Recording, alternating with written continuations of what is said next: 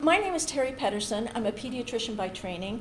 I retired from clinical practice about 4.5 years ago to really focus on educational efforts on this topic, and to also, and I do a little bit of policy work and systems work and stuff like that, but this is mostly what I do.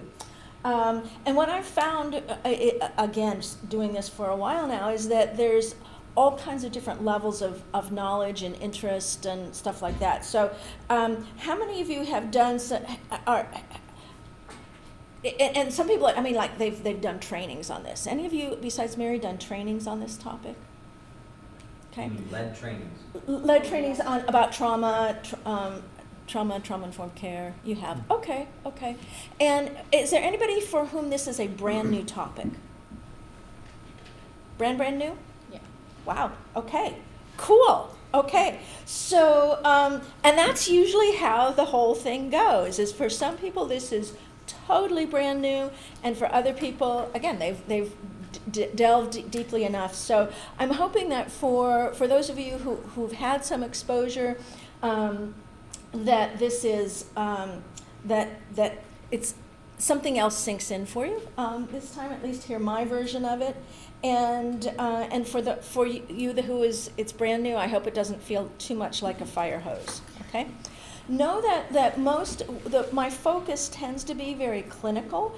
Know also that, again, this is a small enough group that, at any point we can just chuck the whole presentation out the window and talk about, well, what challenges do you guys have? What might trip you up and what might help you move forward? So with that, again, trauma-informed care and considerations moving forward.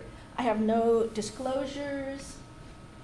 So what I'm going to do is briefly review the ACE study, which is where we get most of our knowledge about the effects of trauma. I'm going to delve pretty deeply into the neuroscience, just so a lot of people say, well, why should we care about this in medicine? Isn't this mental health? Isn't this da-da-da? Shouldn't social work do this? And I'd like to make the case about why this should firmly sit in medicine. I'd like to demystify trauma-informed care a little bit. I think that people get kind of wigged out about, trauma-informed care, how do we do it? It's too complicated. And I'd like to demystify that. If I do nothing else, I'd like to have that happen today. And again, increase your comfort in implementing aspects of trauma-informed care, whatever your setting is. And give you some concrete tools for some potentially challenging conversations. So that's how we're going to do it. So this that you get in the airplanes all the time, place the oxygen mask on yourself before you help other people. We have to do that. In order to do truly trauma-informed care, we have got to attend to ourselves more, okay? And so we're going to start with an exercise today. I want everyone to take a deep breath. And let go. Excellent. Okay. Now I'm going to invite all of you to put your feet firmly on the floor and relax your arms in whatever position feels most comfortable. If you feel comfortable, I invite you to close your eyes. And from this point, I invite you to give yourself a deep breath.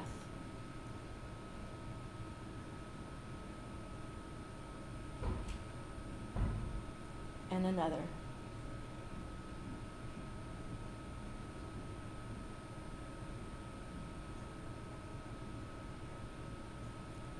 And when you're ready, I invite you to open your eyes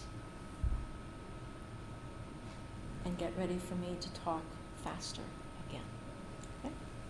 So that actually is a very simple illustration of the difference between how we might routinely do things and trauma, and doing them in a trauma-informed way.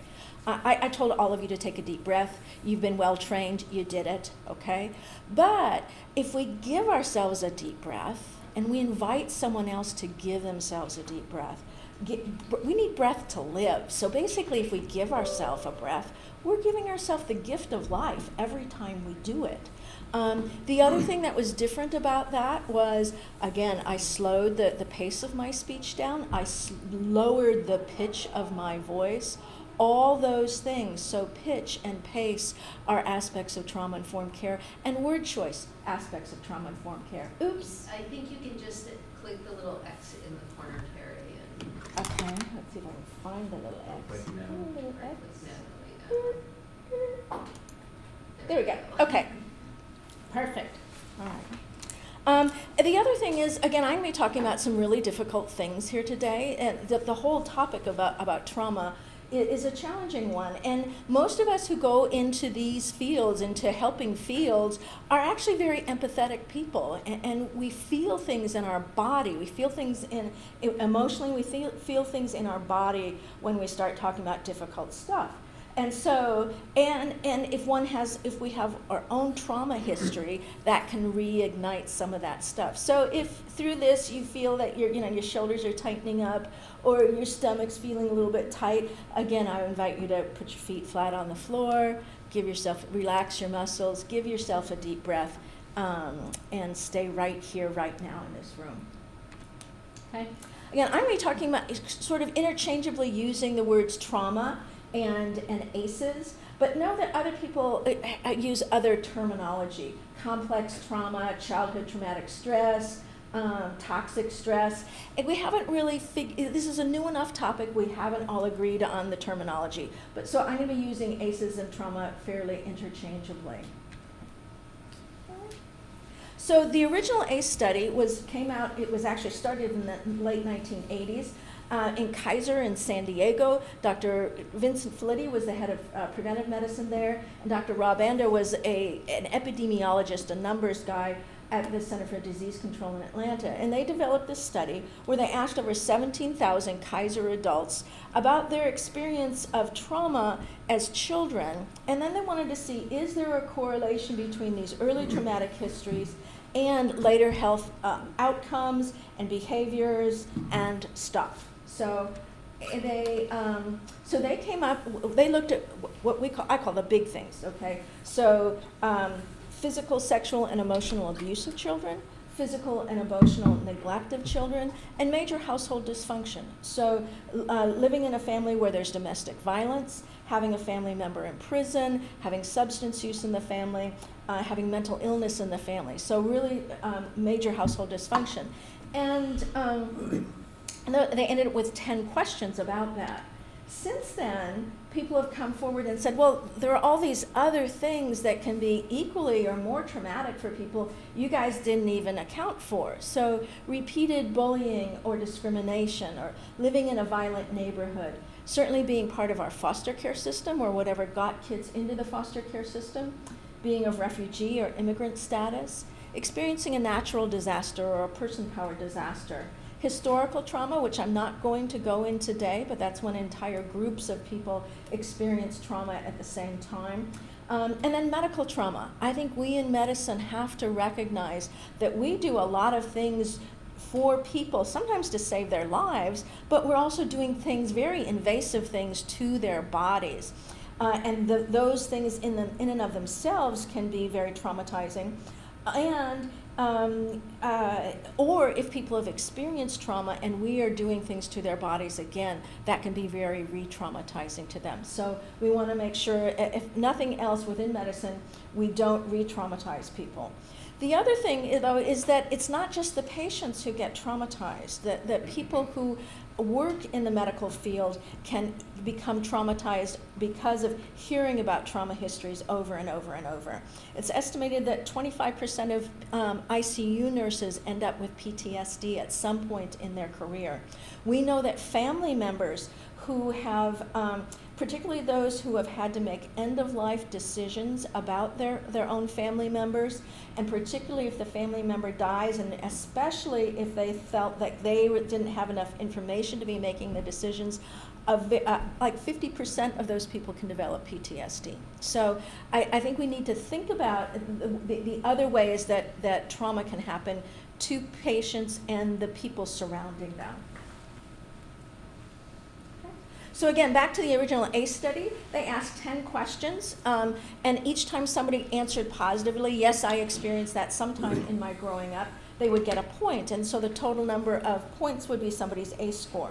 So if someone grew up in a family where they witnessed domestic violence, they experienced physical abuse themselves, there was substance abuse in the family, that whoever was doing using the substances also sold the substances, they got caught, they got sent to prison. The other person, the parent that stayed at home, became depressed. That person would have an ACE score of 5, okay?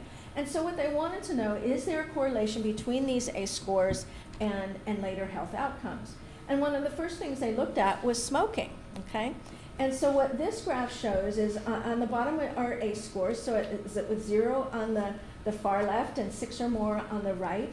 And what it showed is this is the likelihood of someone currently being a smoker. And as you can see, the higher someone's ACE score is, the more likely they are to be a smoker, okay? They thought, whoa, that's kind of fascinating. And then they decided, well, do people start smoking earlier, and are they more likely to develop COPD, chronic obstructive pulmonary disease, basically emphysema? And on the left-hand side, it shows that yes, that people are much more likely to start smoking by the age of 14 with a high ACE score, and they're much more likely to develop emphysema later on. They looked at IV drug abuse. That is a fascinating, so I call these fascinating stair-step graphs. For ACE score of 4 or more, significantly more likely to be an IV drug abuser. And again, epidemiologists call this a dose-response curve. We can call them stair-step graphs. So, and they looked at attempted suicide. Yeah, look at that. And then they looked at this entire laundry list, and this is not an all-inclusive list, but with every single one of those things, each one of them has the same stair-step graph. More likely to be pregnant as a teenager, more likely to have unintended pregnancies, more likely to have multiple sexual partners, more likely to have depression, liver disease, all those things, same stair-step graph over and over and over again. And so Dr. Felitti and Dr. Anda wanted a way to explain this, okay?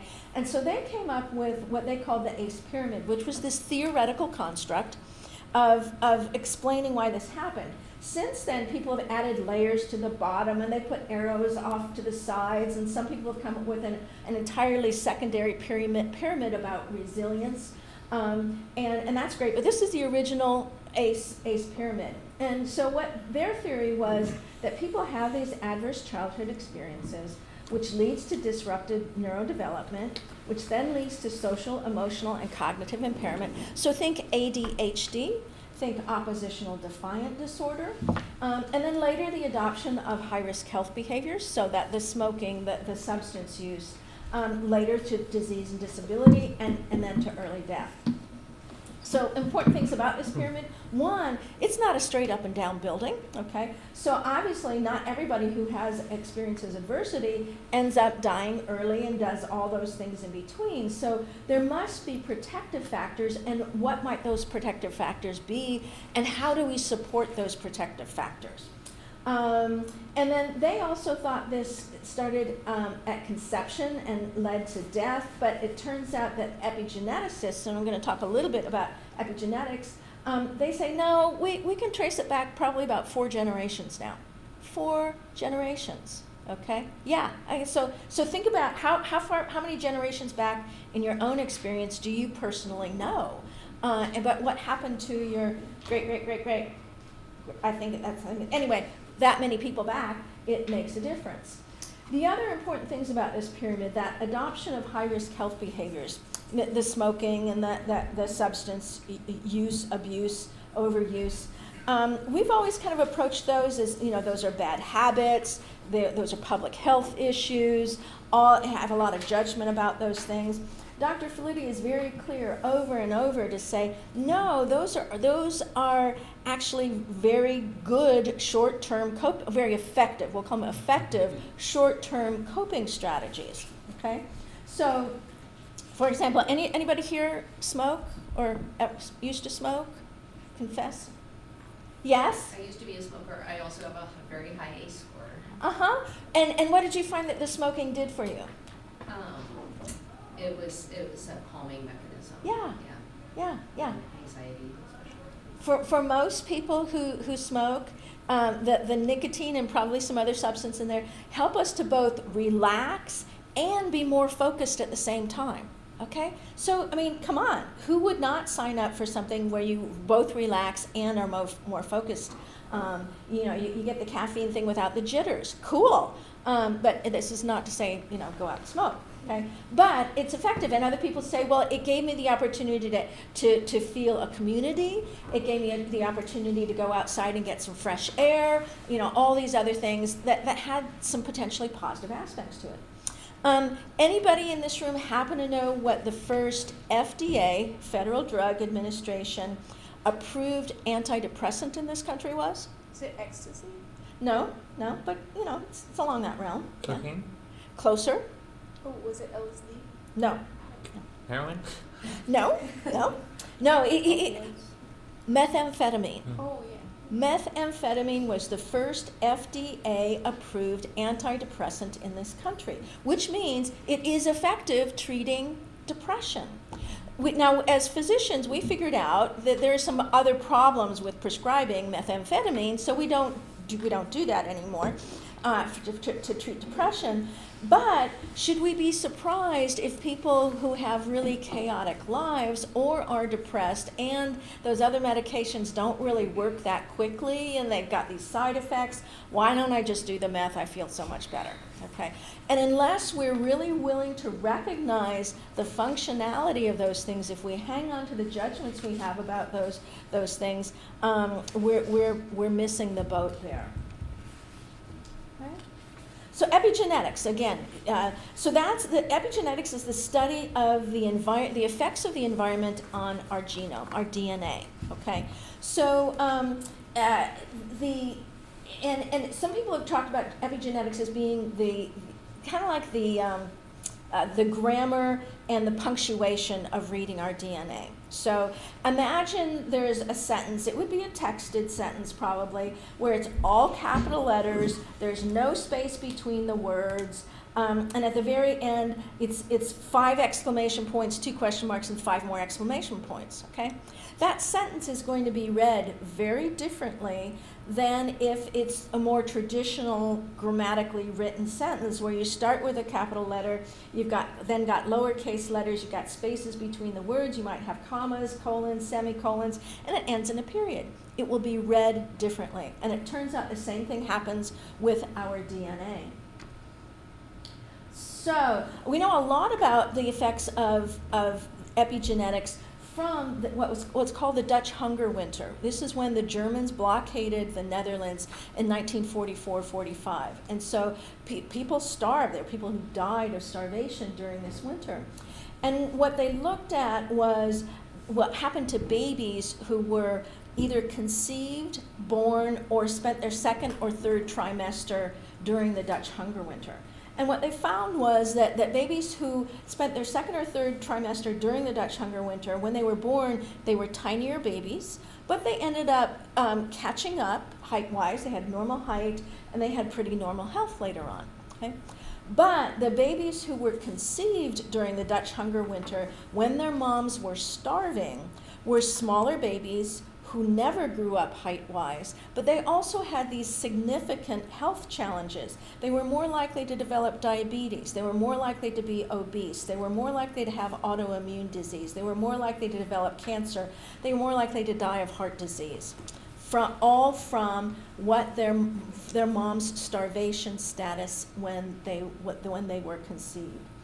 And again, epigeneticists say that's one of the thoughts that epigeneticists have about why the rates of obesity in the Deep South are so much higher, have historically been higher than other parts of the country. Not just because they deep fry everything, but, which is partly it, and partly because some seasons of the year it's too hot to just go outside and move, but also because of the starvation during the Civil War, that we purposefully destroyed crops, destroyed livestock to make them give up. So, yeah. These are more epigenetics. These are genetically identical rats. Okay, rats who have been interbred for so long that they're considered identical, particularly in these certain areas of where the genes get read. Okay, the only difference between these rats is what their moms were fed during pregnancy and lactation. Okay. So the rat on the left was fed junk food during, its mom was fed junk food during pregnancy and lactation. The rat on the right was fed healthy food. After these rat pups were weaned, they had the same, were all fed healthy food. They were all given the same opportunity to exercise, and in fact, they measured the exercise. And what they found was the rats that were obese exercised just as much as the other rats. I don't know, they had rat Fitbits or something. But you can see the rat on the left is still obese. They also have higher rates of cancer, higher rates of heart disease. They die earlier, okay, from their mom, what their mom ate. So what does this mean for us when we talk to pregnant moms about the importance of eating a healthy diet? There's a lot of what we call high-calorie malnutrition in our country. Healthy food is more expensive than unhealthy food. There are epigeneticists who are working with populations in rural India where they are providing healthy food to entire families when moms are pregnant. If they just give it to the mom to eat, well, who's going to get the food? It's going to be her kids and her husband, and mom continues to go hungry. And it's making a difference in the outcomes of their babies. So what does it mean for us with our pregnant moms? And also, what does it mean for people who are either obese or overweight, and they say, God, I exercise and I eat healthy food, and look at me. And can we say, well, it might be because there are other reasons other than, we've always simplistically said, well, just eat less and exercise more and that'll take care of everything. And sometimes it just doesn't take care of everything. So can we be a little bit more empathetic about one person's shape may be, because we know they're getting just as much exercise as somebody else. Okay, we're very thin focused in this country, and again, can we be healthy focused? There's some epigeneticists that did studies on rats that taught the rats to not like the scent of cherry blossoms. Okay. They probably shocked the rats. I read the initial study, they didn't say, but they probably shocked them. 2 generations later, their rat pups, grandpups, still did not like the scent of cherry blossoms. So something as subtle as not liking a smell to something as profound as being at higher risk for cancer and diabetes and all those other things, simply from what happened to one's mother, grandparents, great-grandparents. How important? I mean, that's amazing. So the other thing, I'll end with epigenetics by saying so we have some of the leaders, the world leaders in epigenetics up at OHSU. And if you ever have a chance to hear them speak, it's kind of mind-boggling. So. Oh yes, and chronic stress causes epigenetic changes. One of the things it does is it causes a chemical process called methylation of the DNA, which causes the DNA to be wound a little bit more tightly, which again means the DNA will be read differently. The other thing it does is at the end of our DNA strands are these things called telomeres, okay? And the telomeres have to tell the cell how many more times it can reproduce, okay? And we know that chronic toxic stress shortens our telomeres. So it's one of the possible explanations about why people who have really high ACE scores, like 6 or more, on average have a lifespan 20 years less than people who do not have high ACE scores. So, is it all bad news? Okay, we'll start with the telomeres. Turns out that meditation probably lengthens telomeres. The data is getting more and more compelling that it does. And we also know that a lot of exercise lengthens telomeres. I mean, like marathon training levels of exercise. So stay tuned for that one. Okay. more brain stuff. Here's some brain stuff. Okay, so turns out that when we are born, we probably have all the brain cells, all the neurons we will have for our entire lives, probably. Okay, but what we don't have are connections. Okay, so on the left you can say these are actual slides of brains, and on the left is a newborn, and hardly any connections happening between the cells. And by the time we get to be adults, we've got this super highway of connectivity of how the brains, the different parts of the brain talk to one another, different cells talk to one another. But it turns out these connections are experience dependent. Okay, so we're going to do a thought experiment here, where I want you to imagine a mom is pregnant. Okay, so in the first scenario, it's a wanted pregnancy. And things go pretty well during the pregnancy. They go well during delivery. Baby goes home on time. Mom goes home on time. And they've got this family around them and friends and everything. And baby goes home and falls asleep. And baby wakes up and goes, "Nyeh." And there are like 12 eyeballs on this baby. Okay, and eventually somebody comes and they pick up the baby, and the baby gets fed, and the baby gets changed, and the baby gets rocked and patted, and it turns out, and we talk about what trauma does to the body. There are a lot of that it can we can become dysregulated is the official term, where you get. But it turns out, and babies can't re-regulate themselves. They are physiologically incapable of doing that. It takes another human brain to calm babies down. But it turns out these things that we've either learned over time or we automatically do, this rhythmic rocking and patting we tend to do with babies, helps calm babies down. It helps calm us down. Anybody, when they're anxious, to kind of do this thing? Mm-hmm. And this thing? Uh-huh. And these rhythmic things, and especially, turns out, cross-body things, so that the rocking thing, but also this kind of stuff makes a difference. So can dancing be re-regulated? You bet. So there are physical things we can do that can change the way our brain is working and settle our emotions down. We've the past, 100 years or so, we've really said, well, our emotions are separate from our brains, which are separate from our bodies, and the reality is it's all one big interconnected mess.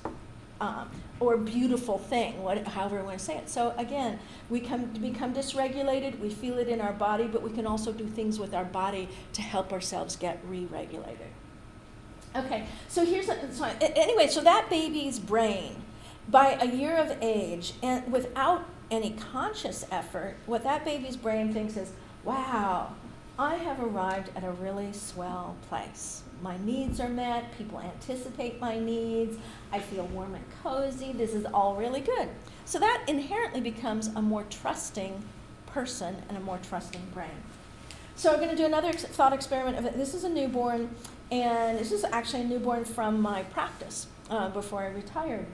And this was a baby. It was conceived on the East Coast. It was a wanted pregnancy. Came a little earlier than they had expected or hoped. But mom was pregnant, and they're about halfway through the pregnancy. Dad gets a job offer in Portland, Oregon. The job offer is too good to refuse, so the family they move out here. But all their family is back on the East Coast. Dad goes into his new job. It's pretty demanding, so he's working longer hours. Mom decides not to get a job because she just doesn't feel like it makes sense for her to do it. They'll wait till after the baby's born and then reevaluate. So she lives in Beaverton. So many dual income families, so she feels pretty isolated there. And she has some minor complications towards the end of her pregnancy, minor complications during delivery. They stay a few extra days in the hospital, but they go home. And then, but Dad still has his job, and he only has 2 weeks off. And so Mom is, again, left with this baby. And then Dad is killed in an auto accident before this baby is a month old. So here's this mom. She's on the opposite end of the country from her family. She's totally isolated. She's lost her husband. She's got this newborn baby, and she becomes depressed and totally overwhelmed. Okay, And she talked to me about how the baby would wake up in the middle of the night, and she said, I'm just so exhausted, and I'm just trying to get her to go back to sleep. And then finally she cries, and then I'll get up with her. And what we talked about is, well, you know, one, honey, you got to get some help, because this is not sustainable, and this is not good for you, and it's not good for your baby. And unless that mom does get the support she needs, what that baby is going to learn by a year of age, that baby's brain is going to learn is, you know, sometimes my mom is there for me and sometimes she's not. And it's really unpredictable. And in order for me to get my needs met, I need to scream loud, I need to scream quickly, and I need to keep screaming until somebody takes care of me. Okay? That baby's brain is going to be start working that way. So again, experience dependent. Brain development is experience dependent. Okay? This is a brain, okay? And it turns out that the brain develops in a very predictable way, okay? And it starts with the basic functions. So there's something called the brain stem at the very bottom, and that part of the brain has to do with basic physiology. So breathing, swallowing, heart rate, okay? You need that to live. One of the next things that comes online is the amygdala, okay? We simplistically call it the fight, flight, or freeze center. It's actually much more complicated than that, but for today, that's close enough. And really what that says is the bottom part of the brain is really all about survival, okay? And so if the body thinks it's being threatened, the amygdala kicks in, and the fight, flight, freeze starts happening. But if the amygdala is not fully engaged, then one of the next things that comes online is the hippocampus, that purplish, it's anyway, kind of purpley pink one. And that has to do with laying down of long-term memories, okay? Then the yellow and the reddish areas towards more closer to the front, those have to do with emotional regulation. And the last part there, that green one, the prefrontal cortex, that's the part of our brain that we think probably doesn't fully mature in our species until about 25 years of age. Wow, what does that mean about decision making in teenagers and young adults? But it also means that if kids' brains or anybody's brains are working on the level of their amygdala, they're not laying down long-term memories. It makes it harder to learn in school. They're not able to regulate themselves emotionally, and they're not going to be able to think about the consequences of their actions. Turns out you can teach preschoolers this, okay? They get taught about flipping their lid, okay? When you flip your lid, then it's this part of your brain that works. But there are some things you can do to cover that back up so you can use your thinking brain again. So you can go to a quiet place, or you can do those exercises things. You can breathe, and you can, in fact, Elmo has a breathing thing. It's called belly breathing. It's a great, if you haven't seen Elmo belly breathe, it's a great video. So belly breathing, all those things to help quiet the brain down. So again, using the physiology of the body to calm down the emotional state. Possible. These are what we call PET scans. Okay, PET scans measure brain flow, blood flow in the body. These happen to be brain PET scans. And red is a good color, and that kind of oval area is the part of the brain that has to do with emotional regulation. Okay? On the left-hand side is a brain of a normally developing 3-year-old boy. On the right-hand side is the brain of a boy who spent the first 3 years of his life in a Romanian orphanage. So severely, severely neglected. And as you can see, there's not a lot of red going on particularly the front part of his brain, and hardly any activity in the area of emotional regulation. His brain is physiologically incapable of consistently emotionally regulating. Okay, so is this, is his brain lost forever? Probably not. There may be some lagging areas actually forever, but I mean, and how many of you have kids here? Anybody have kids? Okay. Any of you spent time around toddlers before? Okay. So if you want a toddler to learn something, how many times do you get to repeat the instructions? In a day. Yeah. Okay. So For kids who have not, and that's in a normally healthy developing brain, it takes that many repetitions and that many settings and that many times for it for it to kind of sink in. For the kids whose brains have not had the opportunity to develop normally and have those connections made, it takes that many more repetitions, that many more, and that many more, and very, very focused repetitions. Okay. This is the one. There's going to be a test at the end of today about how the brain works. But basically, the body always wants to come back into balance, or what we call homeostasis. And so something comes along on the left, and it makes us anxious, and so the body spits out all these chemicals and from different parts of the brain. And then, but as soon as we figure out, I'm not going to die, I was in that fender bender, I'm going to be okay. It was a fender bender, not this horrible accident, or that's not a bear, it's the Newfoundland next door whose name is Bear, I'm going to be okay. Then the brain spits out all these other things to kind of calm the body down. And you can see they interact with one another and they influence one another. And then all those things at the bottom can influence both sides. And so it's bottom line is really complicated. But the whole idea is you want to save somebody's life and then you want to get them to settle down again. But if the stress is too big, or the brain itself is already too stressed or doesn't have the capacity built in, then you end up with this residual stress, and we're back to this slide, okay? We're back to the ACEs, the trauma, the increased allostatic load. And let's see. So that all sounds, again, very mental health type stuff. I've talked to you a lot about physiology and stuff. So I'll say, well, why should we deal with this in healthcare? Why should we deal with this in healthcare? Because it affects our care, and there's a lot of no-shows because of trauma. That's true too. Yeah, absolutely. And how about because it is where the patients show up? They're not. Most people are not calling up and saying, "Could you please? I had a really traumatic childhood. Could you please connect me to a mental health provider?" Anybody have a call like that ever?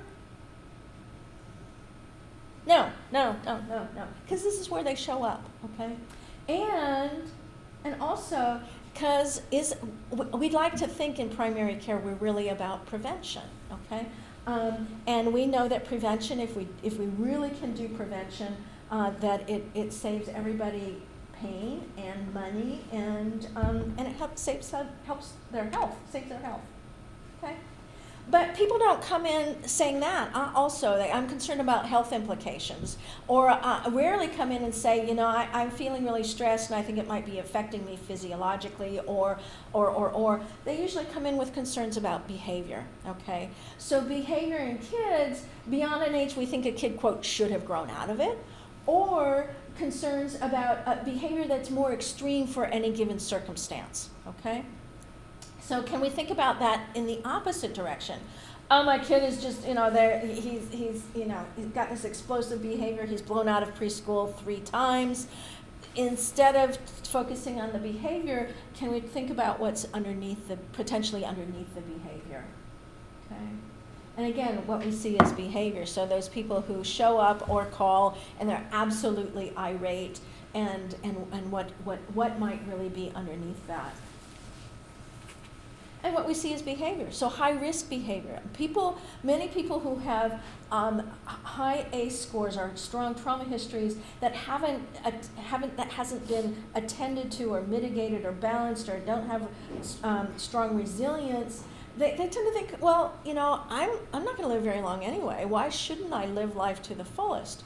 So can we think the other way also, that if somebody does a lot of what we would consider high-risk behaviors, not just riding motorcycles, but jumping motorcycles and speeding motorcycles and cars and jumping out of airplanes and signing up for repeated tours of duty in the military, can we think about it that way? Is there something underneath that's driving that behavior?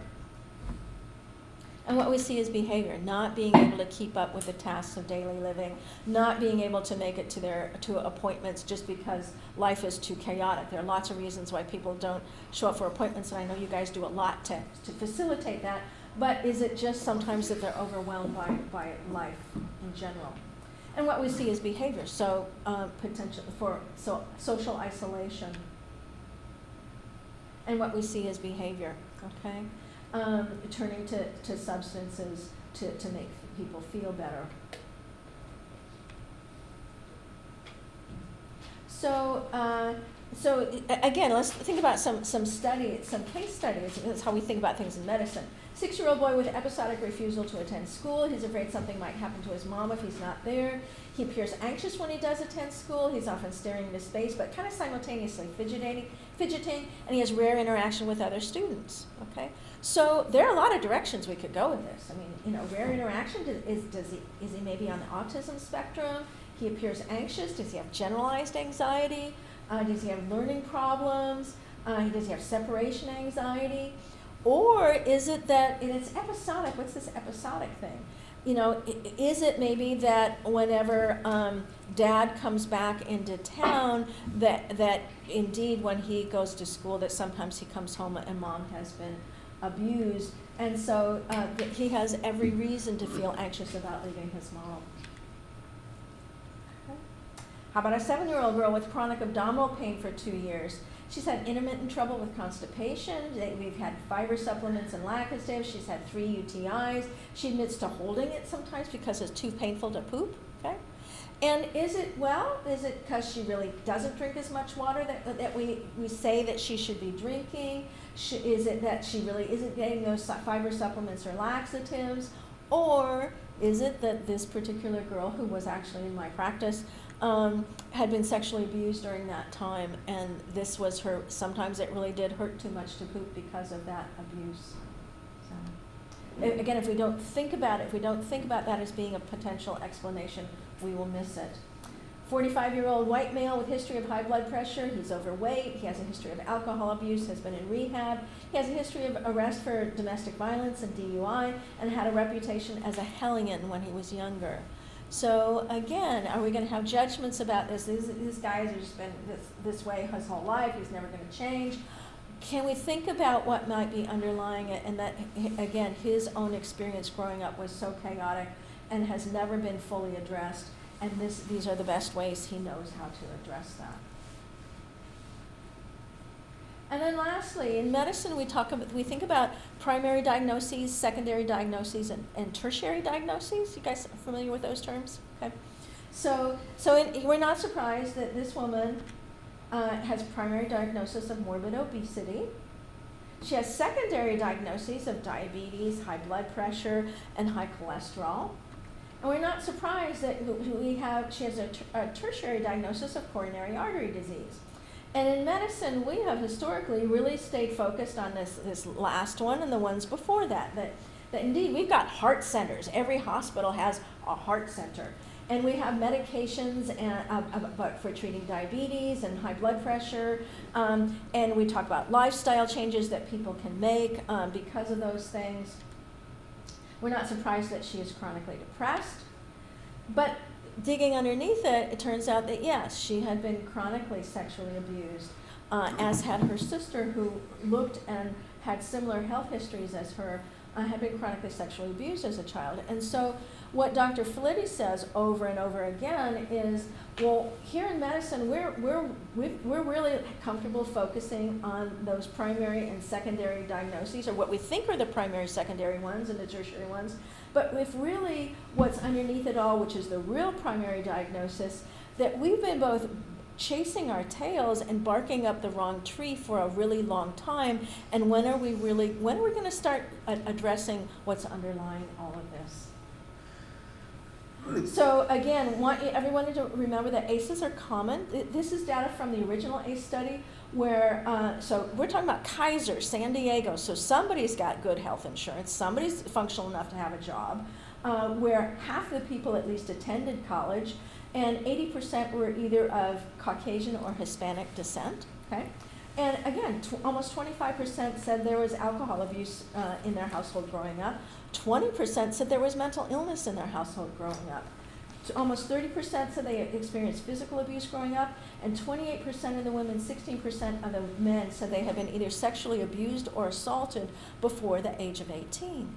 So this is common. This is tremendously common, but these are also taboo subjects in our society. We don't talk about these things, and they stay in the closet, they stay hidden.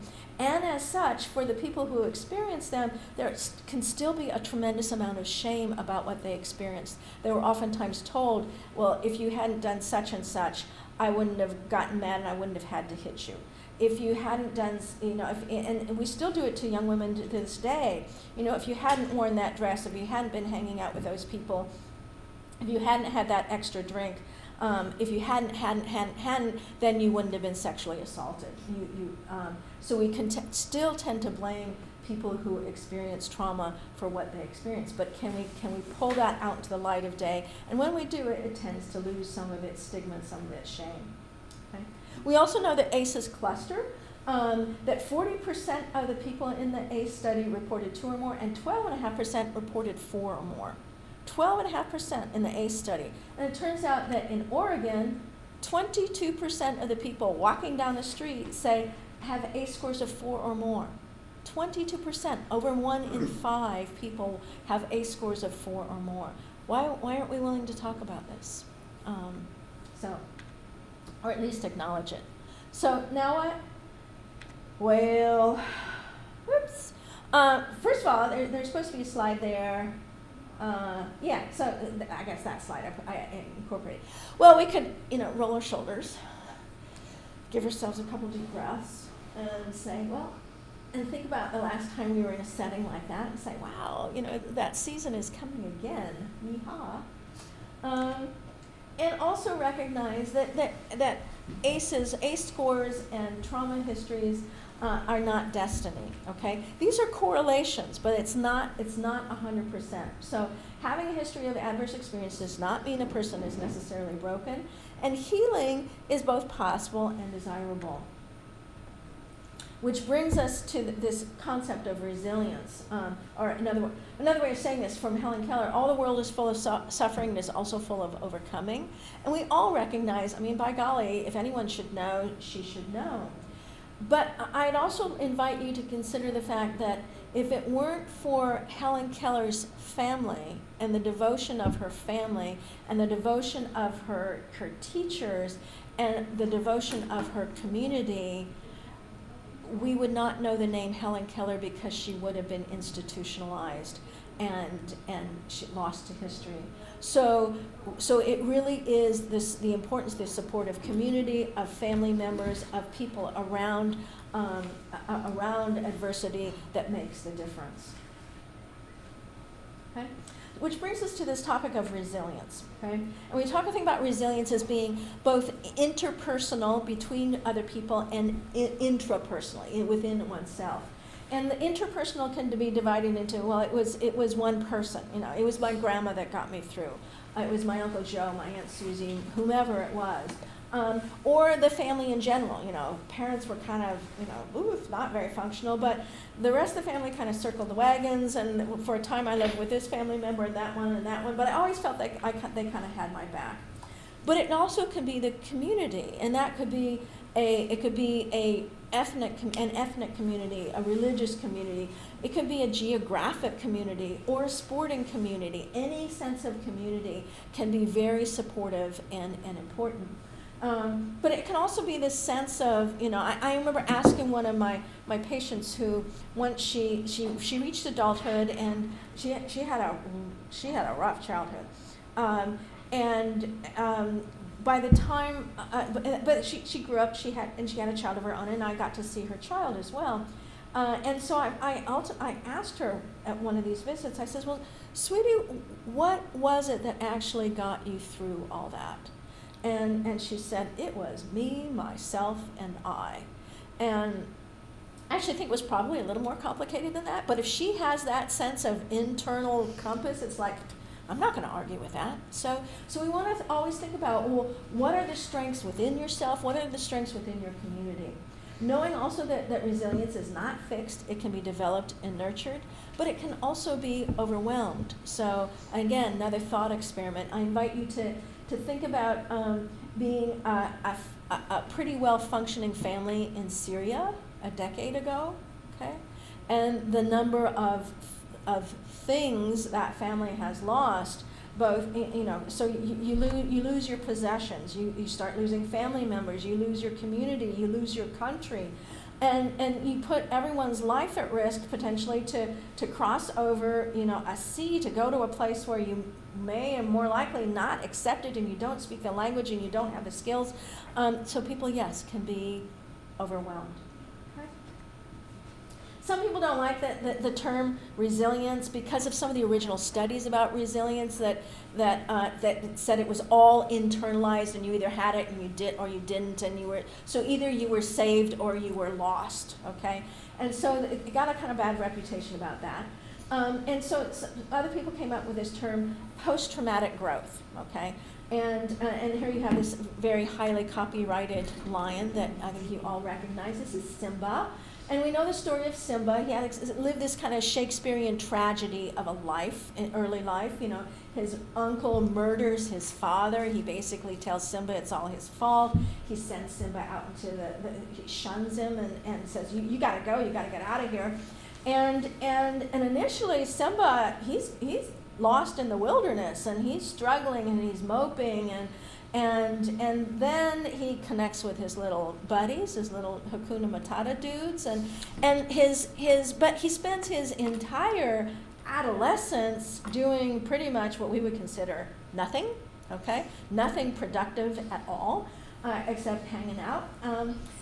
But by the time Simba comes back around and is the leader of his pride, we get the sense that Simba is going to be a great leader, and not in spite of what he experienced, but because of what he experienced. Okay? So again, post-traumatic growth. And also because of the deep foundation that Simba had and the history that he had his family, they'd been the leaders of the pride for generations, and so he had that sense, and he had this early foundation of a loving family. Some people don't like this term post-traumatic growth. Oh my God, it's too clinical, you've medicalized something. I recently heard Rob Anda use the word transcendence. I thought, dude, that's kind of Hubble telescopy of you. And I actually looked up the definition, and the word transcendence is to exceed expectations, to surpass, to move beyond. And is that not what we would want of people, is to transcend their experience? That term has not caught on yet, but go Rob, go. But what I can tell you is most of the time making it through is really all about relationships. It's all about relationships. And so I invite you to consider, with all due respect to the people who are trained therapists that help people get through and dig into the weeds of their experiences, one does not need to be a therapist to be therapeutic, okay? And I think sometimes if we're not trained therapists, we tend to minimize the potential impact we can have on people simply by listening to their stories. And we have to be careful about where our boundaries are and what our limits are and where we can't, it's not our job to dig into the weeds, but we can have a therapeutic effect. So I'm going to say, why don't we go ahead and take a 10-minute break. Okay, trauma-informed care. Okay, anybody else with questions before we I have a question. Yeah. When you had when you're mentioning the health risk behaviors, and I was thinking about how some people don't do that. Maybe their health risk behavior isn't one of the common things like drugs or alcohol or risky sexual behavior. Does that automatically mean that they're in resilience, or do they do other health risk behaviors that aren't really health risk, overeating or just zoning out or something like that? Yeah, those, it can be, and again, those other, it's, none of it is really specific, so, is overeating, is it an addiction? Is it a way of compensating emotionally, emotional eating? You want to talk about how much chocolate I eat? Yes, and. The other thing, though, is that we know that even if people have, I think about one of my partners in my practice. So he's a physician. He's done well. He runs. He exercises regularly. He went to his own physician and he said, I've got this strong trauma history, and his physician said, yeah, but you exercise and you this, and he says, well, could we just check, and they checked his overall inflammatory response in his body, out the roof. And his father had died of a heart attack young, and so they decided, they were going to be a little bit more aggressive about his blood pressure treatment and his cholesterol management, and it was like, wow. So I think some of these things can happen at a physiologic level also because it affects our immune system. People, where's that cancer come from? It's a glitch in the immune system. More autoimmune disease for people who have high ACE scores. So sometimes there may not be the outward effects that we can actually, we can put a finger on, but there can be physiologic things that change in the body as well. Yeah. So gnarly.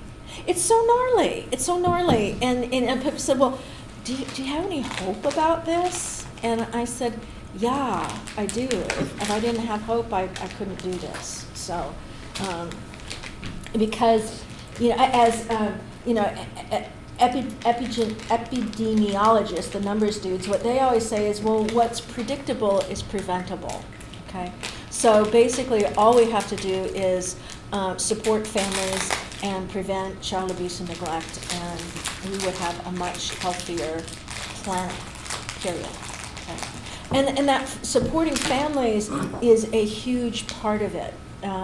It turns out that in University of Maryland, they were looking at risk factors for abuse in kids, and it's what we're calling the social determinants of health. So, food insecurity and diaper insecurity and housing insecurity and legal challenges. All those, if we can start addressing those, and even if people know that we care about those things, the families tend to feel less stress, and it's stressed parents who don't have the skills who tend to be more abusive towards their children. So if we can support families, yes, we can make a change in this. So, anybody else? Okay, let's talk about trauma-informed care. So I'm going to talk about some definitions: trauma-sensitive care versus trauma-informed care, and trauma-specific care. Okay. So trauma-sensitive care is simply knowing about the effects of trauma on people physiologically and emotionally, and being willing to shift our thinking about that in order and how we deal with people. Okay, that's what trauma-sensitive care. So absolutely, every one of you in this room can do trauma-sensitive care. Trauma-informed care is when you're willing to go the next step to change your policies and your procedures to reflect what you know about from trauma-sensitive care. So what does it mean about your no-show policies? And actually, I want to point out, Virginia Garcia, as an organization, you guys do a lot of things right already, okay? So I'd like you to, at some point take an inventory, and I hope Mary has, I'm pretty sure she has, about the things that you guys, you just take for granted that you do, but we're actually trauma-informed. So again, policies, procedures, that sort of thing. And then trauma-specific care, that's what, those are the people who are the trained specialists. that help people dig into the weeds and work through their trauma histories. And I think that most people kind of panic when we talk about trauma-informed care because they think, well, I can't do that therapy thing. You're not being asked to do that. You're being asked to mostly do trauma-sensitive care. And yeah, if there's a policy or procedure you think, I think maybe we ought to rethink this one, go through the channels. And I know you're developing channels, they have channels, and they're developing them more about how to change things. So trauma-sensitive care. That's what we're aiming for. So what gets in the way of doing this, okay? Well, I think for one thing, the healthcare system itself, we kind of want it to look like this. It's nice and linear. It's well constructed. It's looks pretty new and functional. And reality is, it's really more like this, okay? Nobody would invent a healthcare system the way it is right now. If you got to start from scratch, no one would invent it this way. But the reality is we have it this way, and so we're trying to kind of put it on top of something that's already there. I think this one gets in the way. We become very protocol-driven. There are a lot of people who work with things like this, if this, then that, about all kinds of things. So I think that can get in the way sometimes. I think this one gets in the way. Most of us in healthcare, in fact, I have yet to meet someone in healthcare in any capacity who does not have some perfectionistic tendencies, okay?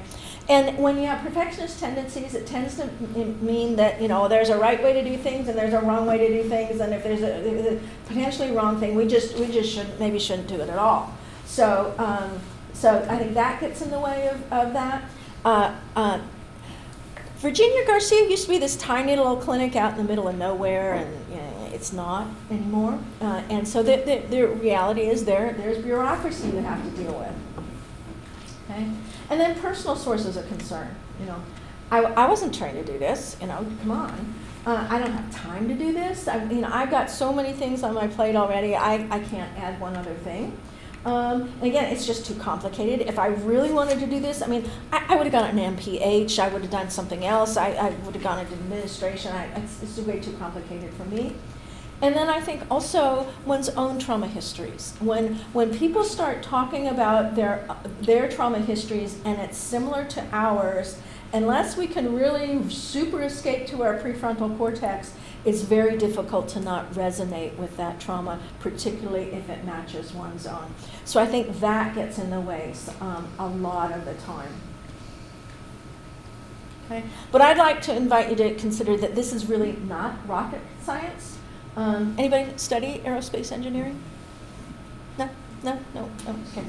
Well, good, because we're not going to do rockets here. It's not rocket science. Okay. But I think it's also important to think about this as being a process and not an endpoint. I go to a lot of clinics and they say, well, we want to do that trauma-informed thing. We want to be that trauma-informed thing, and as if we're going to get it. Can you get it? Help us get that trauma-informed thing. It's like, well, as long as we start thinking about it differently, yes. Okay. I think it's important to recognize this really is a public health issue. If there are that many people walking down the streets with trauma histories, it's public health, and yet I think there's a place at the table for all of us. Okay? But as a public health issue, I'm going to give you kind of a public health framework, okay? And where there's the self on the inner left, and then we're going to talk about others, and then I'm going to focus on those two primarily today. But there's the context of the clinic and the larger community, which turns out the larger community is probably one of the most important components to good health for people. When we can talk about that later if we have time. So self, got to do better self-care. Okay? Period. Okay? And this is the way I notice most people do their self-care. It's what I call after-the-fact self-care, okay?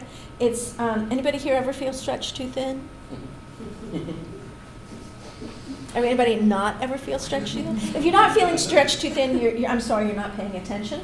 But most of us do self-care after the fact. We get stretched so thin that we feel we're about to snap, and then we do things like we go home and we say to the people we theoretically love and care about the most, something like, I'm getting into that bathtub.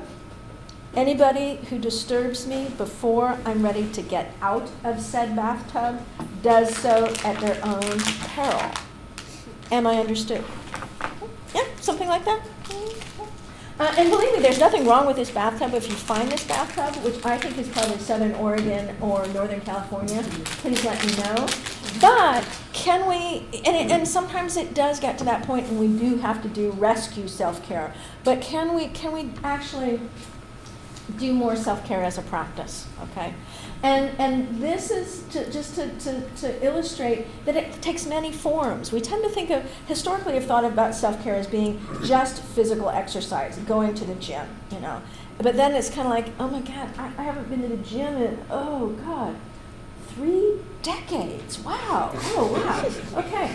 So self-care, and it looks different at different times in our lives. That top left, no longer a part of my self-care regimen, period. It would not be self-care. And then, you know, music.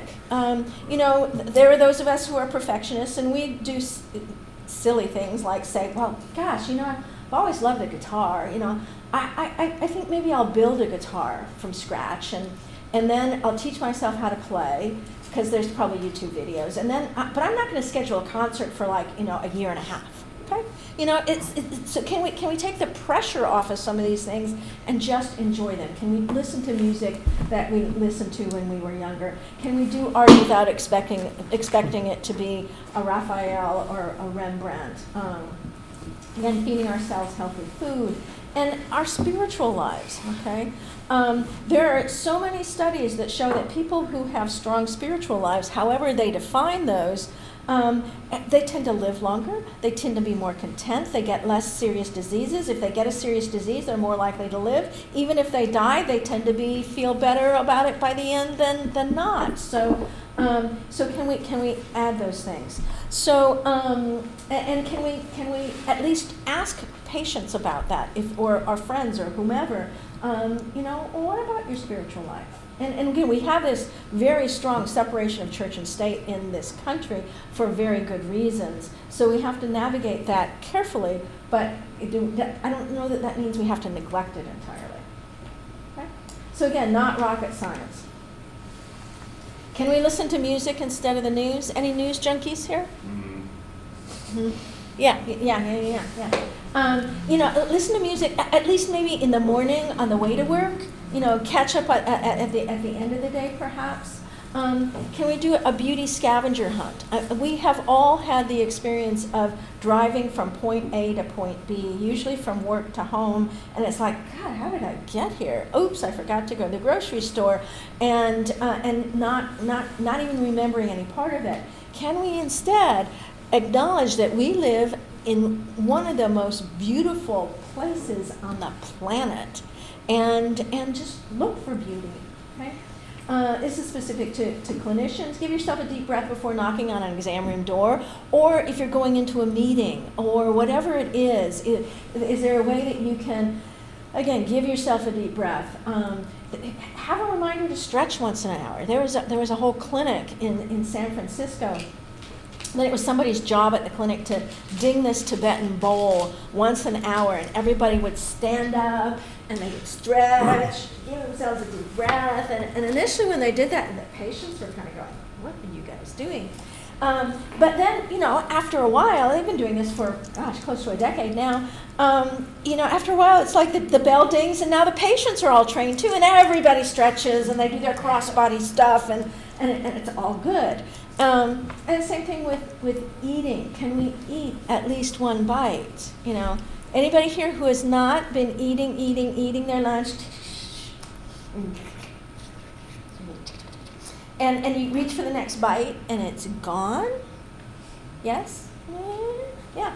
Can we at least one bite? You know, sometimes I'll go through the exercise of purposefully eating a piece of chocolate. You know, you just notice the weight of it in your hand. You notice the sheen of the shiny stuff and the color, and you feel what it actually feels like in your hand to unwrap it and smell it, and oh wow, and what does the chocolate feel like compared to the wrapper, and what happens if you bite off a little bit, and what are the sensations in your mouth to have that little snap of the chocolate, and then the saliva that goes, et cetera, et cetera, et cetera. So can we at least have one bite where we really pay attention to what is going into our bodies and the miracle of taking something out here and having it land here without breathing at the wrong time?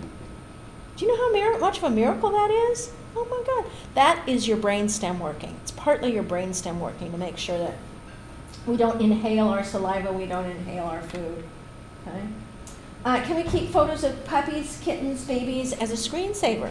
Okay, lowers blood pressure, makes a difference. Pet your pet, go outside, breathe fresh air. If you can't go outside, then at least look out the window and say thank you. Say thank you and mean it. And if you say thank you and you mean it, it's a win-win-win-win-win. So taking and if it's appropriate. And if it's socially appropriate, if you make physical contact with someone, then that really makes a difference too. Okay. May I touch you, dear? Okay. Thank you so much for being here today. Thank you for your interest in this topic, and thank you for taking it on as a new person. I really appreciate it. Thank you. Okay. It makes a difference if we tell our kids do. We know there's this ratio, correct them 5 positives to every corrective thing. So if they put one thing away in the toy box, honey, thank you so much. Anyway, can we say thank you? And mean it. We're not going to take time to do the self-care assessment here today, but I am going to ask you to at least pull it out. And what I think is important here is, again, there's lots of different ways that we can define self-care. And then I would encourage you to go, there's some questions about 4 pages in that go with the questionnaire. And this is a great one. When I do have time to do this with groups, I'll have everybody fill it out and then break into groups of 2 or 3 and then just answer some of the questions together. That in itself is trauma-informed care. It's having knowledge, it's doing a group activity with your colleagues and learning something about your colleagues and being able to, just again know something more personal and be able to support one another. So we're not going to do that today, but I think this is potentially a good one. Okay. And then we do work with other people. It's not just self-care. We interact with one another. Okay. So I'd like to introduce you to this concept of radical acceptance. Okay. It's something that comes out of the Buddhist literature, but I've heard it used in this context as well. And we tend to think of the word radical as being really extreme. It is so out there. But it turns out the root of the word radical is root. Okay? It is the root of acceptance. It is the core of acceptance. It is the quintessence of acceptance. Again, Rob Anda, co-author of the ACE study, has used the word love in its purest form. This is what radical acceptance is. Okay? So we're going to do another exercise here. Anybody have judgments about these babies?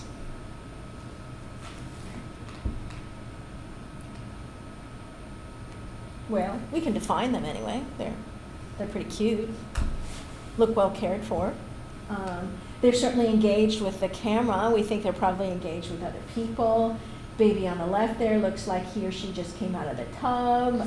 Again, these are cute babies. I was telling Mary, I just came back from, I used to live in Alabama, and I just came back from a 10-day trip. And there's a word down there, darling. Darling encompasses everything, so these babies are darling, okay? Darling. These are darling babies. Okay? Anybody have judgments about these women? Okay? So not stories, not explanations, but judgments. And I'd like to talk a little bit about semantics here and about judgment versus discernment. And we could argue that all day, but for today we're going to use judgment and discernment. Discernment is, am I safe in the moment? Do I feel physically safe? Do I feel emotionally safe? Okay? And it may be that that the person on the left, it reminds me so much of my Aunt Rose, okay? And when Aunt Rose would come to family occasions, which were usually, birthdays, holidays, stuff like that, and Aunt Rose looked like that, it was not a pretty experience for anybody.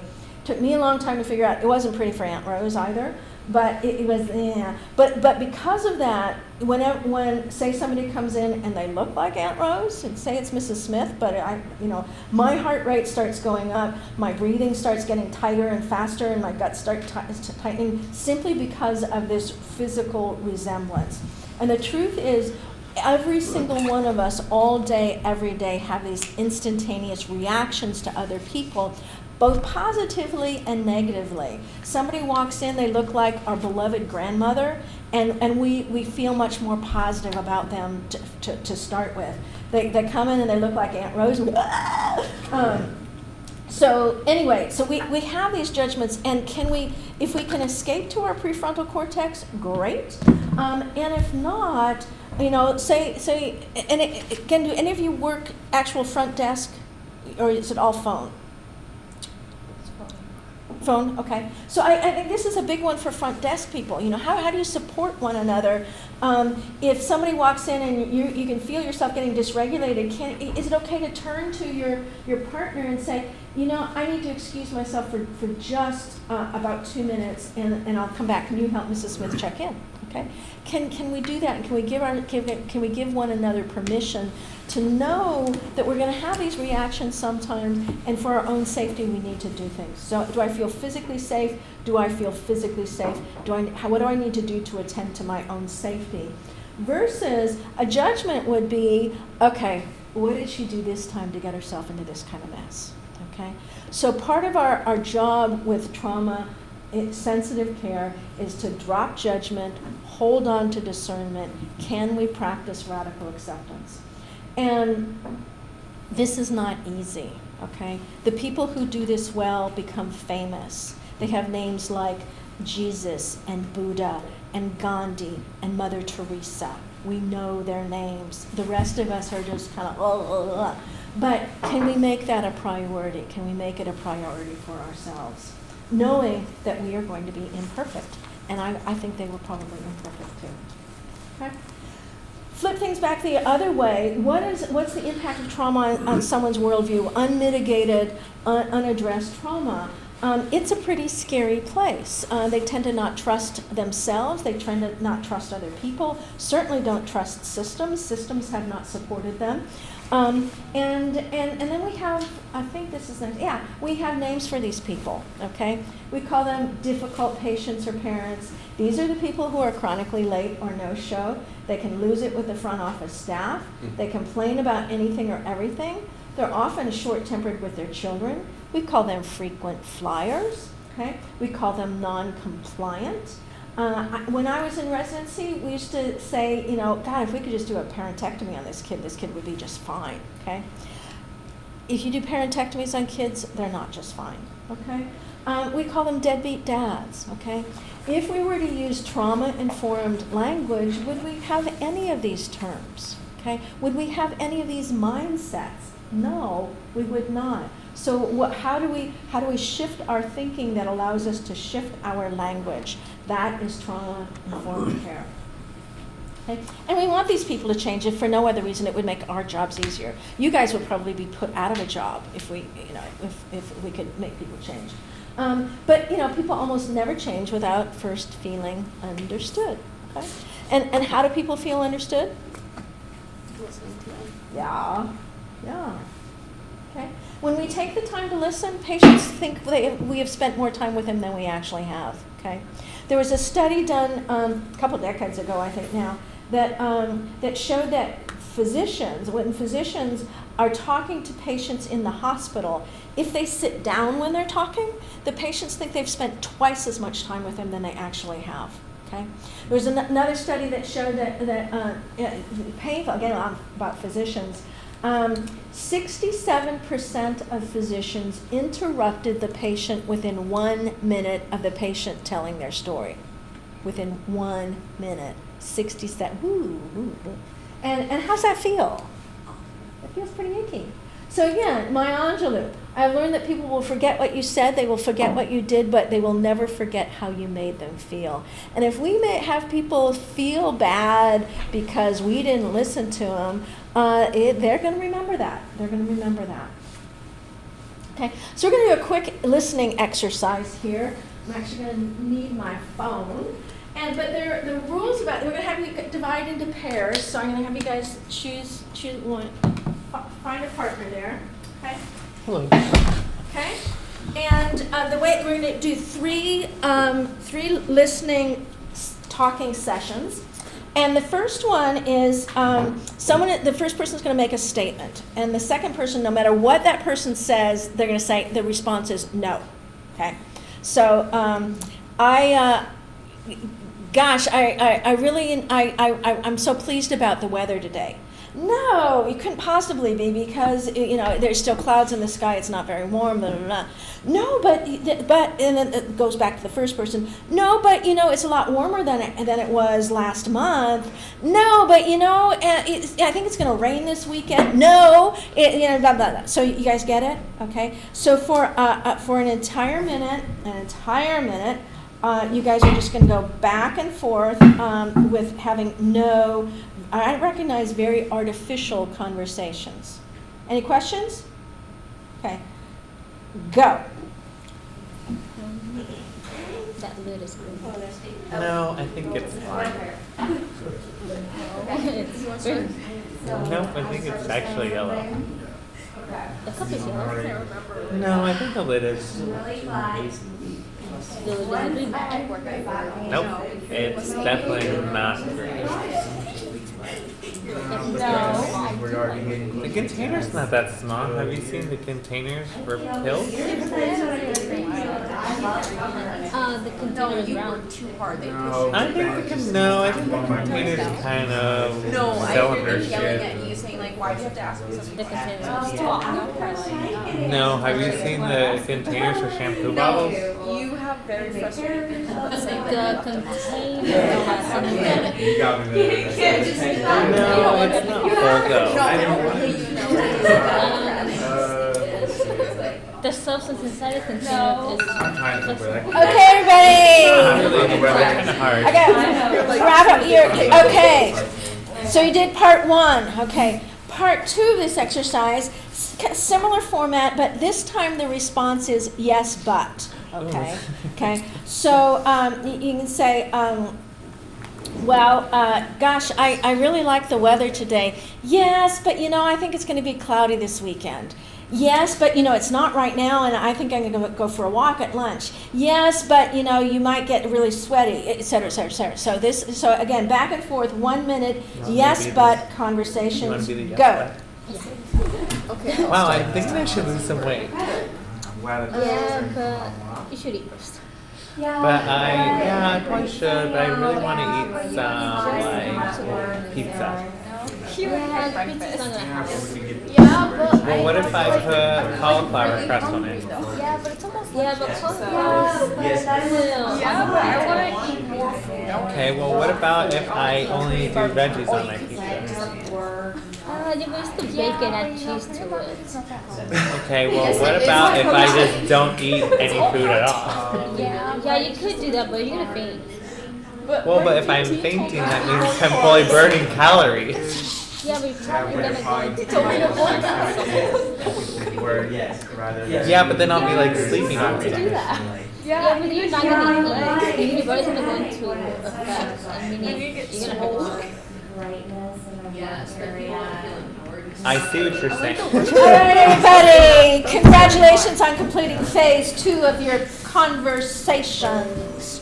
Okay. Part 3 of the conversation is that no matter what the person says to you, your response is yes and. So I might start by saying, I think chocolate is the best food ever invented. Yes, and I actually really like to have chocolate for breakfast. Yes, and I've done that too, and I kind of like to have some fruit with my chocolate. Yes, okay, you got it? Okay, so we're going to have 1 minute of yes and conversations. Go. This is nice wheels. I love it. Yes, and it has nice armrests. I love to sleep.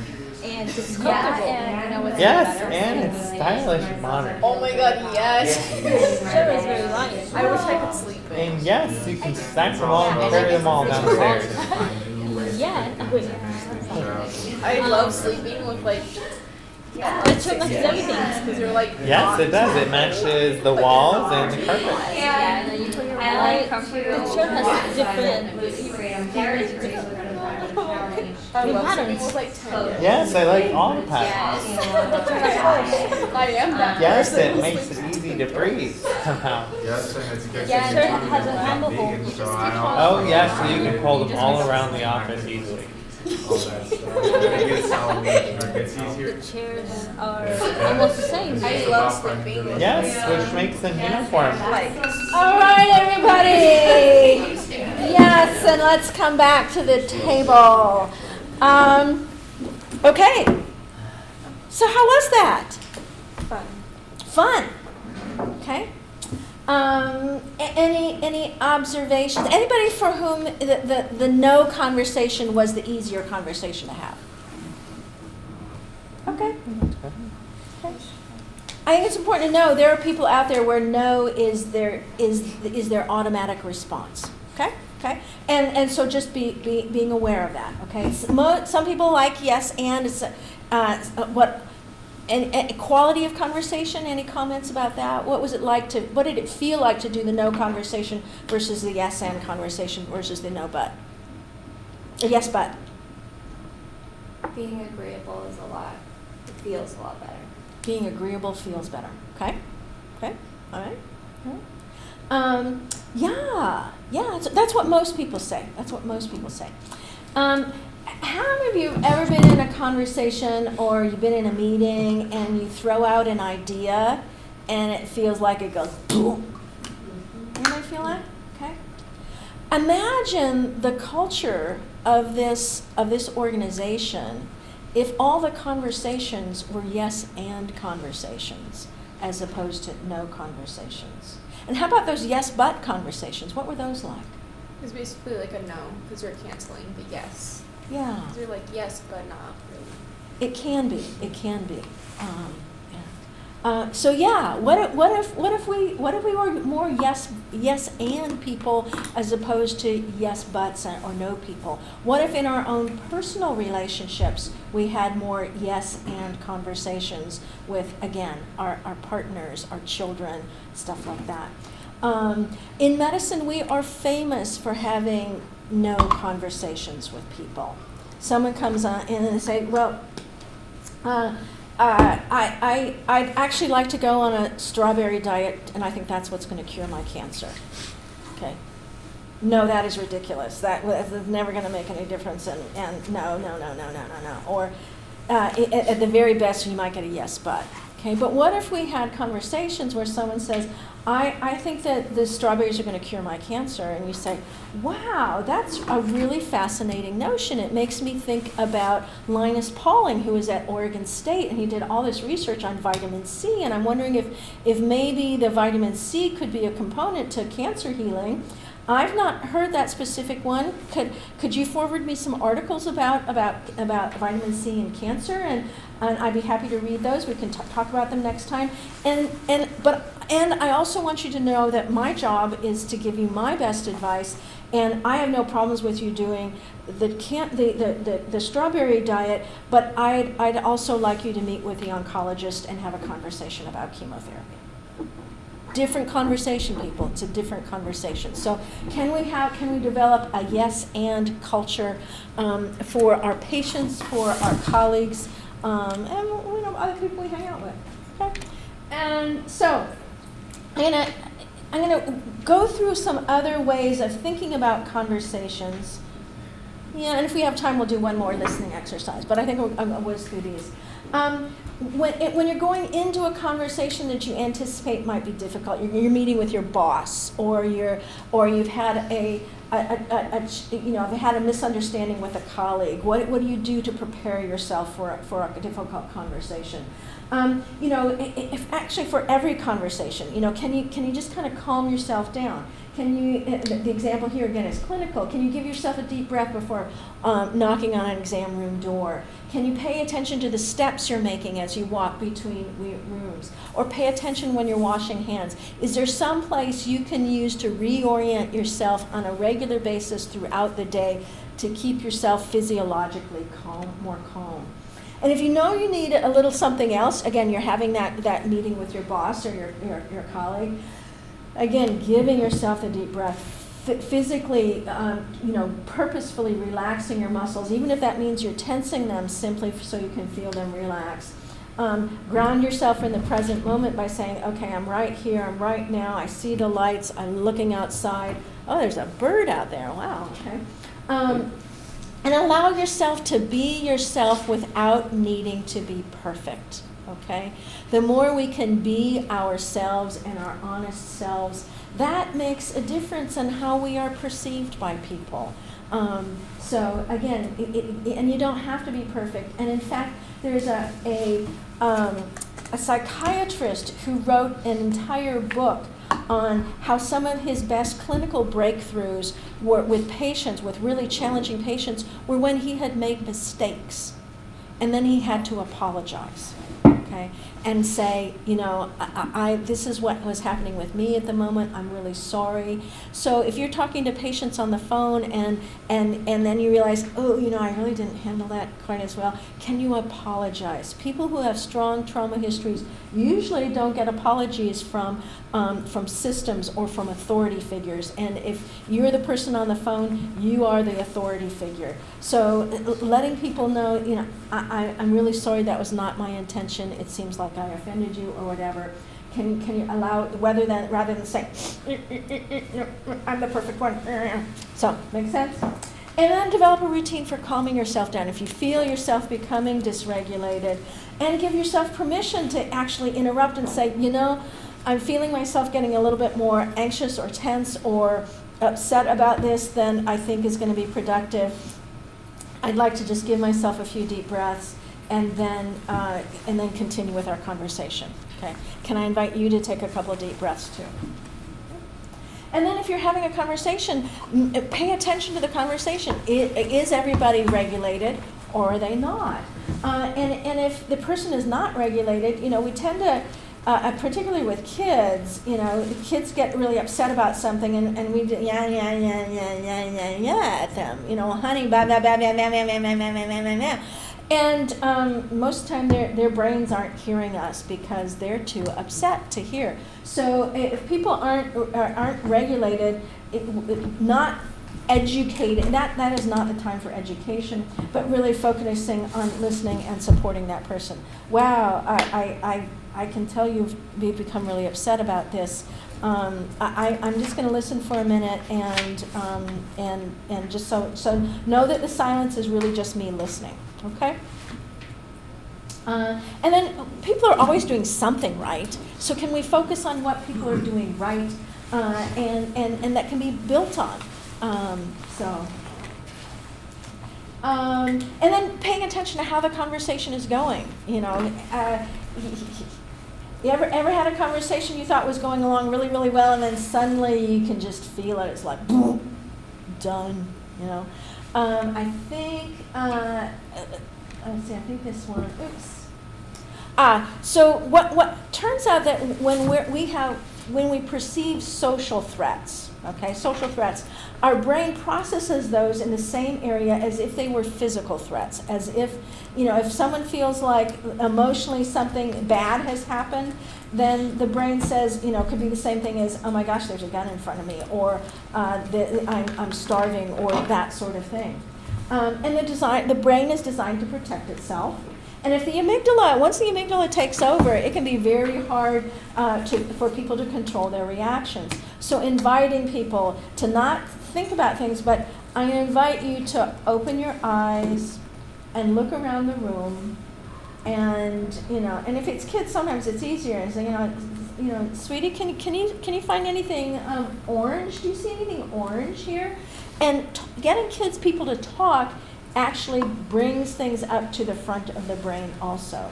So once it's this balance of listening, but then can you pull them out and help them be engaged a little bit more? Oops.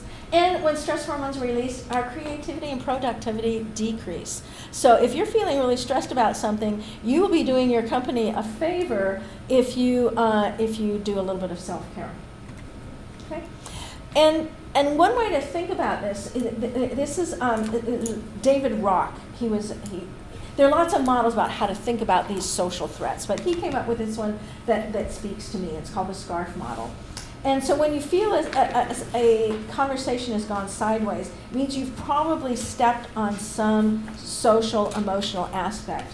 And one is status, or relative importance to other people. And I was just thinking about one last night. And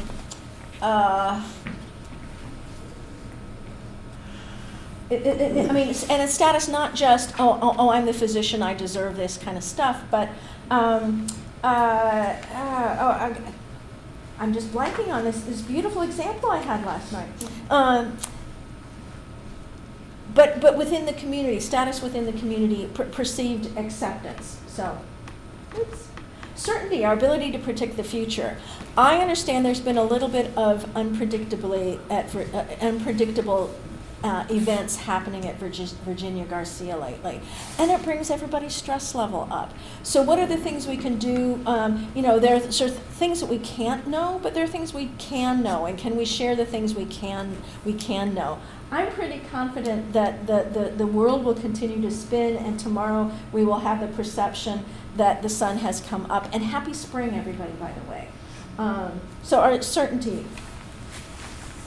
Autonomy, our sense of control over our own lives. Anybody here ever had someone who micromanages them or nanomanages them?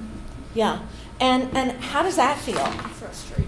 It's really frustrating. So oftentimes with patients, we take away their autonomy by directing them to do specific things. So the more autonomy we can give to people, the more likely we are to have positive conversations. Our relatedness, how safe we feel with no. Do we feel like we belong in this group is really important. And fairness, do we perceive things to be fair? How many arguments among siblings are about fairness? Okay. I'd say probably about 90%.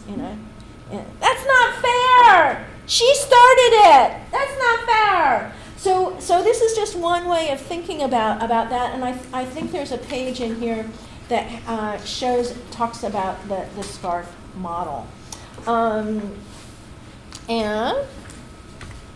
so a handout to take home. And when someone is dysregulated, what are the things you can do? One, acknowledge that they're feeling really upset, they're angry, they're feeling hurt, they're fearful. And then let them know that you're there. I'm right here, I'm ready to hear you. When you're ready to talk about this, I'm ready to listen to you. And really be ready to listen. And have a yes and conversation.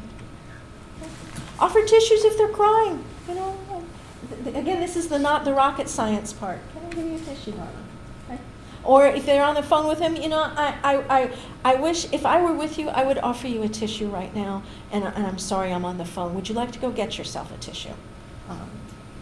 And encourage them to be right here, right now. Most of the time when we are really upset about things, it's not about what's happened in the moment. It is something that's happened in the past, and we are kind of reliving that past. So can we bring people up to present time and have them be right here, right now? And use as many senses as you can, So if you're in the room with somebody, they've been crying for a while. It's like, Mrs. Smith, I know you're still upset. I'd like to kind of get more to the root of things if we can today. And if we can't, that's all right too. But I'm going to invite you to open your eyes and just look around the room a moment, and I also want to ask you to just kind of rub your legs or rub your arms and feel your body right here and right now. And I'm going to ask you to tell me if you hear any sounds. Do you hear any sounds in the room right now? So as many senses as you can get people to engage in, the more it brings them back into their body. And if you can ask people even just to name simple things. And with kids, it's easier. Now, again, sweetie, do you see anything in the or in the room again that's orange? Yeah, that's orange. You know, and it, again, brings them up to their prefrontal thing. Yeah, you know, oh, those roses smell great. Do you smell the roses? So as many senses as you can help people come back into a more regulated state. So, actually, let's see. So, I wasn't sure how long this was going to take me today. Who's on your side to do this? There are lots of people. The Oregon Health Authority is working really hard to try and figure out how do we support people throughout the state to do this. Trauma Informed Oregon is again a state-funded organization. It's seated now at Portland State. The American Academy of Pediatrics, the whole alphabet soup, American Academy of Family Physicians, the Center for Disease Control, SAMHSA, blah, blah, blah, blah, blah. You guys probably, you can spread this on to other people who do clinical work. Primary care, anybody who does primary care can call and talk to a psychiatrist live, 9 to 5, Monday through Friday, and they can talk about any question they have that has any kind of psychiatric implications. There are child psychiatrists on staff. We have a geriatric psychiatrist on staff now, and we will soon be onboarding somebody who specializes in substance abuse, NAT. I'm going to go, I think there were a couple other things. So let's talk about this. I added a few slides at the end because I thought I might just have time. So again, we work in a medical setting, okay? You guys have a medical setting. You guys are working in a medical system and a medical setting. And I think it's just important to call out that sometimes there are conflicts between the needs of each of these things. That, you know, sometimes you need a mental health day, but can you take a mental health day every Friday? Can you go fishing every Thursday? No. So that wouldn't be fair to others. You know, that the patients, gosh, you guys have extended hours. Well, why not do just 24-hour care? I mean, that, you know, sometimes people are up at 2 o'clock in the morning. It'd be much easier than to go to the ER. But again, you know, the clinic has to remain solvent, can't keep things running. And then there are things for the clinic that, you know, again, you have to remain solvent. Sometimes there are federal regulations even that determine what things you can do in terms of refilling medications and that sort of thing. So calling out the tensions, I think, and just say, well, you know, there are separate needs here, and we can't meet all of the needs all of the time. The other way to think about this, though, is from a different ways. This is a gentleman that was just beginning to address his substance abuse issues and his trauma history. And he said, I can tell within about 30 seconds of walking into a doctor's office whether it's a safe place or not. Same thing when people call on the phone. They're noticing tone of voice. They're noticing how quickly someone's talking, whether they feel pressured in the conversation. It makes a difference. Right? And we really want to avoid re-traumatizing people. And so it's not so much in what we're doing in providing care, but how we provide that care. In our attitudes, can we drop judgment? Can we hold on to discernment? Can we practice radical acceptance? Can we continue to review our policies? And if something comes up, can we think about tweaks we can do to those? The physical environment, I know you guys have done a lot of construction, redid clinics, and that's really wonderful. And again, you guys do a great job of really addressing language and cultural barriers when people come in. And this is one that I think is one that it's a challenge for almost all clinics. Having patients and families that are involved in clinical decision making, in program development, in how do you include them so we're really meeting the patient's needs and what they want to have. It's what I call trauma-informed office carrot cake, okay? And I don't want to be too simplistic about it, but we used to just call it good patient care, okay? And then people started talking about the medical home. And now it's the patient-centered primary care, PCPCH, patient-centered primary care home.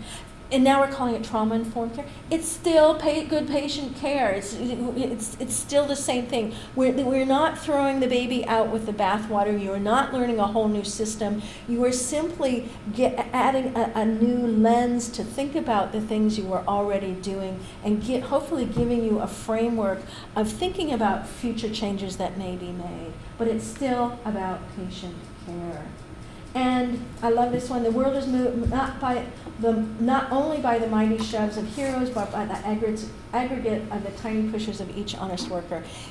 I cannot emphasize how much each and every one of you make a difference in people's lives, and whether you know it or not. But every day, the things you do have the potential to be potentially healing, neutral, or re-traumatizing. So how do we maximize the neutral or the non-traumatizing and healing? Every contact, phone contact, from the time people come to the time people go, and it is all about the details. So how do we actually really do that? And so it does come up with big questions that your organization is and will be working out. And do we at some point assess for trauma and resilience? You know, if you're going to look at trauma, you should look at resilience. Okay, we're going to look at these things. Or do we say we're going to just look at resilience? We know people have trauma histories. We're just going to focus on resilience, and we're going to screen everybody for resilience. I know you guys have a mental health associated. How can you aim for a full integration of mental and physical health? And do you, and how do you? How do you include patient voice more? How do you best work with your community partners? How do you address the social determinants of health? Which again, I know you are doing, and how much deeper can you dig into that? And how do you promote self-care with the staff, with you guys, other than saying, hey, thanks for working that 10-hour day. Now would you go home and fix a healthy meal for you and your kids and help them with their homework and get them to bed on time and come back here tomorrow and do it all again? Okay? How do we really do that? And having workout areas and things like that makes a difference. How do we support one another as staff and as people we work with? And peer services. Peer services are huge for people who have mental health challenges, for people who have physical health challenges, for people who have parents who have kids in the foster care system. Having peer supports makes a huge difference to people. So, is it all bed of roses? Well, if you slept on that, it'd be lumpy bumpy. There are water droplets, you get wet, it might be scratchy, there might be bugs, there might be thorns. But is it still a beautiful bouquet? It is. So, this is a challenging time for medicine, no matter where you're in the medical system. But and this is in particular still a lovely way to work. And I'm going to end on that because I want to be respectful of your time. But I thank you for your, we're not going to do that either. I thank you for your time today and your interest, and I'm happy to stay a few more minutes if anybody has questions that didn't get addressed today. And good luck moving forward. Okay? Thank you. You're welcome. And, I'm sorry, one more thing on your handouts. If you have not taken the opportunity to look at your own ACE scores and your own resilience scores, I would invite you to do that. And if you feel like figure out what's a good place, a good and safe place for you to do that, and what does it mean about your how you interact with yourself and with others, and can we have compassion for ourselves and for others?